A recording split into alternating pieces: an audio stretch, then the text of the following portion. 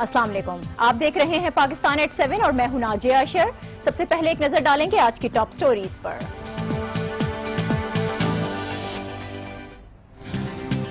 पाक फौज का अपने घर से बिला इम्तियाज एहतसाब का आगाज। करप्शन के इल्जामात पर 12 अफसरान बरतरफ, एक लेफ्टिनेंट और एक मेजर जनरल भी शामिल। क्या करप्शन के खिलाफ तबले जंग बच गया? पहली बार बरतरफ अफसरान के नाम और तस्वीर सामने आ गईं, लेकिन इल्जामात की तफसीलात आना बाकी।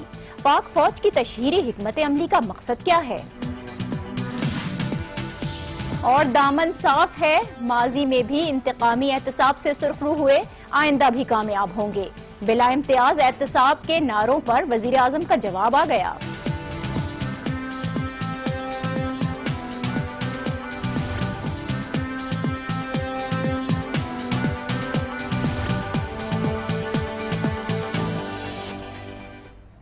पहले आर्मी चीफ का करप्शन के खिलाफ बयान, अब करप्ट अफसरान की बरतरफी का ऐलान।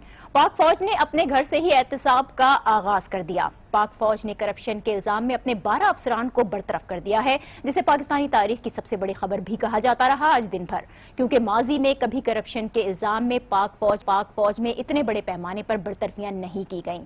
अगर हुई भी तो इसकी मीडिया पर तशहीर नहीं की गई। लेकिन इस बार तो न सिर्फ बरतरफी का ऐलान हुआ, बल्कि बरतरफ अफसरान के नाम और उनकी तस्वीर भी मीडिया पर आईं।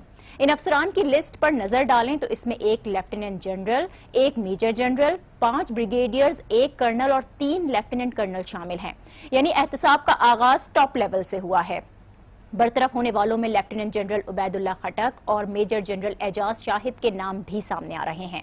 इन अफसरान से तमाम तरमरात वापस ली गई हैं।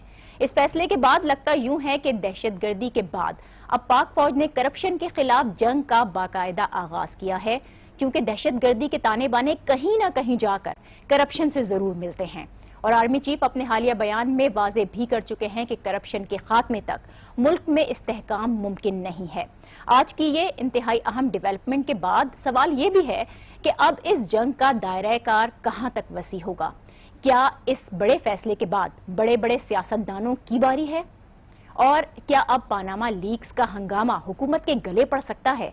इल्जामात की सियासत बहुत हो गई, क्या अब एक्शन का वक्त आ गया है? और सबसे अहम सवाल, क्या जी का जाना ठहर गया? इन तमाम सवालात पर होंगे और हमें कराची से ज्वाइन करेंगे सीनियर सहाफी आमिर अहमद खान साहब, और इस्लामाबाद स्टूडियोज में मौजूद हैं सीनियर तज्जियाकार मारवी सरमद। इनसे भी तफसीलन गुफ्तगू होगी, लेकिन पहले एक ब्रेक। देखते रहिए पाकिस्तान एट 7। Welcome back. पाक फौज की जानिब से करप्शन पर 12 अफसरान की बरतरफी, इस पर हम बात करेंगे। हमें ज्वाइन कर रही हैं मारवी सरमद और आमिर अहमद खान साहब हमारे साथ मौजूद हैं। आमिर साहब, आप ये कहिएगा कि जब पानामा का हंगामा बहुत ही उरूज पर है, ऐसे में पहले हम देखते हैं कि आर्मी चीफ का एक बिला इम्तियाज एहतसाब से मुतालिक इंतहाई सख्त बयान सामने आता है। वो रोज के जिस दिन ये बयान सामने आया, बहुत तजिए और तबसरे इस पर होते रहे और ये उम्मीद की जा रही थी कि कोई बड़ी खबर आने वाली है, और वो बड़ी खबर आ गई। आज 12 अफसरान की बरतरफी का ऐलान किया गया।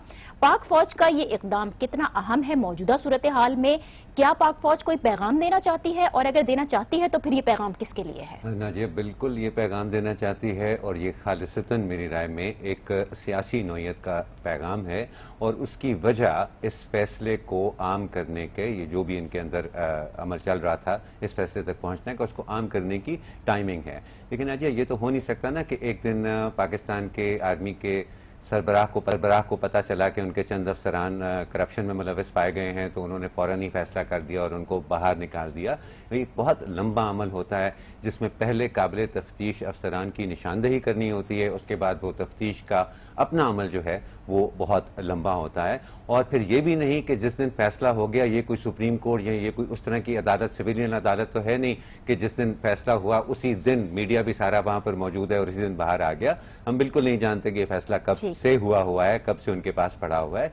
तो इस माहौल में जब बहुत दबाव में है पाकिस्तान की हुकूमत, पानामा लीक्स के बाद एक ट्रांसपेरेंट, एक शफाफ तफ्तीशी अमल शुरू करने, तहकीकाती अमल जो है वो शुरू करने पर, ऐसे में पहले आर्मी चीफ का बयान और उसके फौरन बाद ये फैसला आना, और वो भी जराए के जरिए, ये आप जहन में रखें, ये अहम बात है। उन्होंने बाकायदा कोई प्रेस रिलीज या जिस तरह से ट्विटर पे जनरल आसिम बाजवा अपने ज्यादातर बयान देते हैं उस तरह से ये नहीं आया, ये जराए के दिए गया है।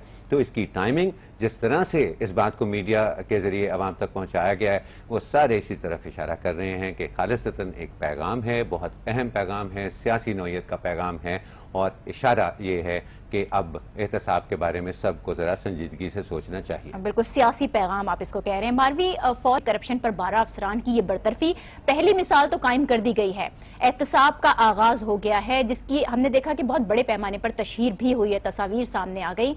ये अलग बात है कि इल्जामात की डिटेल अभी सामने नहीं आई है। आपके ख्याल में इस तशहीर का मकसद क्या है?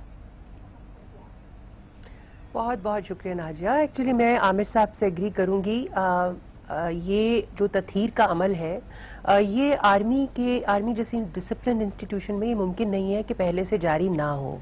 और ये एक उनकी अपनी एक जुडिशल डिपार्टमेंट है उनका, जिसके अंदर ये तमाम शिकायतें आती हैं, इन्वेस्टिगेशंस होती है, काउंटर इंटेलिजेंस होती है, और ये मुसलसल जारी है। 2013 में भी आपने देखा होगा कि एक जर्नैल को फारिग किया गया था, और उससे पहले भी जब NICL की बात हो रही थी तो उसमें भी हमें बताया गया कि उसमें फिर अभी रिसेंटली 2014 में जो APS का सानिया हुआ, उसके बाद भी हमने सुना कि एक मेजर को जो है वो फारिग किया गया है। लेकिन ये सब चीजें, इनकी तशहीर नहीं की जाती।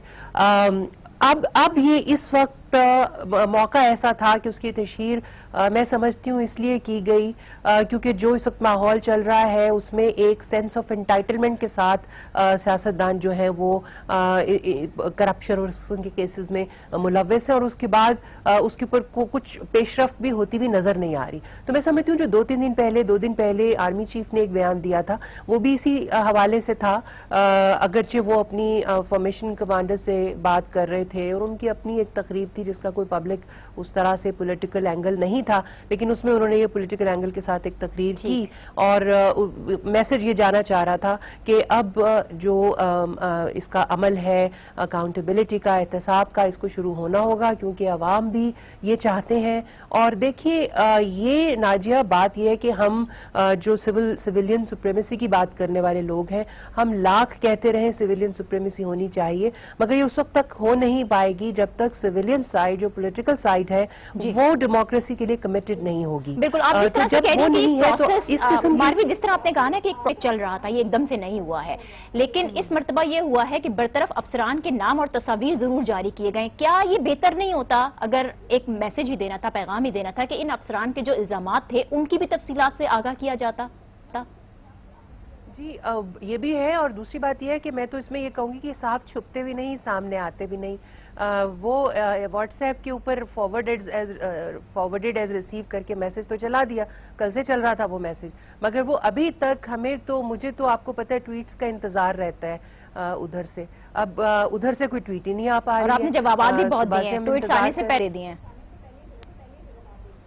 जी मतलब ये कि अगर तो ये जारी किए गए जैसा कि आपने फरमाया, तो हमें पता होना चाहिए कि किसने जारी किए हैं। और वाकई के अभी तक अखबारों में और जितनी आप लोग बात करें सब अनकन्फर्म्ड न्यूज सोर्सेज ने बताया है, और जाहिर है कि आप गलत बात नहीं चला सकते हैं, मीडिया गलत बात नहीं चला सकता है, खासतौर पे जहाँ इतने सेंसिटिव इदारे के बारे में बात हो रही है। लेकिन बात यह है कि कहीं से हमें एक पक्की खबर जिसे कहते हैं वो आनी चाहिए, इसको ऑन करना चाहिए, आर्मी को बताएं कि क्या इल्जामात थे, और ये जो तथहीर का अमल है जो आप कहते हैं कि जारी है, इसकी रेक्टिफिकेशन के क्या इकदाम हैं। क्योंकि देखें आर्मी तो हमारी माशाल्लाह हमारे बजट का बहुत बड़ा हिस्सा है जो आर्मी के पास जाता है, तो हमें ये सुकून तो होना चाहिए कि उस बजट की शफाफियत जो है वो कम से कम इदारे के अंदर ही सही मगर उसके ऊपर नजर है। और 200 से ऊपर बिलियन रुपए की बात आ रही है कि इतने पैसे जो हैं वो सिर्फ इस केस के अंदर इन जो अफसरान जिनको मुअत्तल किया गया इन्होंने उनको वो किया था और वो वापस आ रहे हैं। ठीक, इस तरह इसकी टाइमिंग जिस तरह से आपने कहा ना कि ये एक जो कि चलता गया। मारवी, शाहिद लतीफ साहब ने हमें ज्वाइन किया है दिफाई। शाहिद लतीफ साहब, आप आज के इस फैसले को किस तरह से देखते हैं? यकीनन पाक फौज ने आज का ये इकदाम करके अपने कद काठ में बहुत इजाफा कर लिया है। पनामा के हंगामे में अगर आप इसको देखें तो आपको क्या नजर आता है, इसकी टाइमिंग कैसी है? देखें जी, टाइमिंग तो इसमें कोई शक नहीं कि टाइमिंग के एतबार से बिल्कुल ये बहुत अप्रोप्रिएट बात हुई है जो हुआ है। अब इसको इस तनाजुर में देखना है कि अरसा दराज से कुछ लोग जो हैं वो फौज के बारे में इस तरह के शक्को शुबात फैलाते हुए नजर आते थे कि जी अफवाज में फौजियों का, जर्नैलों का एहतसाब नहीं होता। तो एक तो बात यह है कि ये समझ लेना चाहिए कि फौज में एहतसाब का निज़ाम शुरू से है। आज जो कुछ हुआ है उसको ये इस तरह की जो चमगोइयां हैं और इस तरह की जो गलतफहमियां पैदा करने की कोशिश की जाती रही, उसको खत्म करने के लिए आज का बयान आया है कि ये लें, अब हम जो सजाएं हैं फौज के अंदर और जो एहतसाब है जी। उसके जो नताइज हैं वो हम अब पब्लिसाइज करते हैं, पब्लिक में लेकर जाते हैं। जबकि एहतसाब का निज़ाम कोई नया नहीं है, ये पुराना है, यानी अरसा दराज से ये चल रहा है शुरू से। और इसमें कोर्ट मार्शल, इसमें उसके अलावा मुख्तलिफ दूसरी सजाएं, और फौज के अंदर जितने ऑफिसर और बाकी लोग हैं उन सब के इल्म में होता है, क्योंकि वहां पे इसको छापा जाता है फौज के अंदर ताकि दूसरे लोग हैं उनके लिए ये बायसे इबरत हो। तो ये इस लिहाज से ठीक है शाहिद लतीफ साहब, जिस तरह से आप कह रहे हैं ना, करप्शन के खिलाफ तो पहले भी फौज में बरतरफियां होती रही हैं, लेकिन इस पैमाने पर इतनी बड़ी बरतरफियां कि उसकी तशहीर भी अब की गई है, तस्वीर जारी कर दी गई हैं। आप क्या समझते हैं कि ऐलान जंग तो हो चुका है करप्शन के खिलाफ, अब अगला हदफ क्या होगा? सिविल हुकूमत हो सकती है? नहीं, देखें, ये हदफ इस तरह नहीं बात हम कर सकते कि ये तो बताया गया है उनको कि भाई अगर लोग ये समझते हैं आम तौर पे फौज के खिलाफ इसी तरह की जो है वो बयानबाजी की जाती है कि जी सबके लिए एहतसाब इस मुल्क में है, जर्नैलों के लिए नहीं है, फौज के लिए नहीं है, तो उसका भरपूर जवाब दिया। और कल जो बयान आया था करप्शन के बारे में, वो भी मैं समझता हूँ बड़ा मजबूत बयान है, और उसमें करप्शन को लिंक कर दिया गया दहशतगर्दी के साथ, और कहा गया कि जब तक करप्शन जड़ों से नहीं उखाड़ फेंकते तब तक मुल्क में दहशतगर्दी को उसके मंतकी अंजाम तक नहीं पहुंचाया जा सकता, जो दहशतगर्दी की जंग है। और दहशतगर्दी की जंग में इतनी कुर्बानियां हम दे चुके हैं, लिहाजा मैसेज बड़ा क्लियर था कि हर सूरत करप्शन जो है उसके खिलाफ आपको सख्त तरीन इक़दामात लेने होंगे। और बिल्कुल लिए, फौज की जानिब से इक़दामात लिए भी गए, पहले बयान दिया गया और फिर वो अमल करके दिखाया गया। बहुत शुक्रिया शाहिद लतीफ का। पाक फौज की जानिब से किया जाने वाला ये इक़दाम, इस पर हमारी गुफ्तगू का सिलसिला जारी रहेगा। यहाँ वक्त हुआ एक ब्रेक का, देखते रहिए पाकिस्तान at 7। Welcome back. बिला इम्तियाज एहतसाब और उसके बाद फौज का आज करप्शन के खिलाफ किया जाने वाला ये इक़दाम, इस पर हमारी गुफ्तगू का सिलसिला जारी है। आमिर साहब, एहतसाब का जो ये शोर है, इसके दरमियान अब वज़ीर आज़म का बयान सामने आया। उन्होंने कहा कि इंतकामी एहतसाब है, साथ ही उन्होंने ये भी कहा कि वो माजी में भी सुर्खरू हुए हैं और अब भी कामयाब होंगे। आर्मी चीफ का जो बिला इम्तियाज एहतसाब का बयान था, उसके बाद क्या हम इसको वज़ीर आज़म का जवाब तस्वुर कर सकते हैं?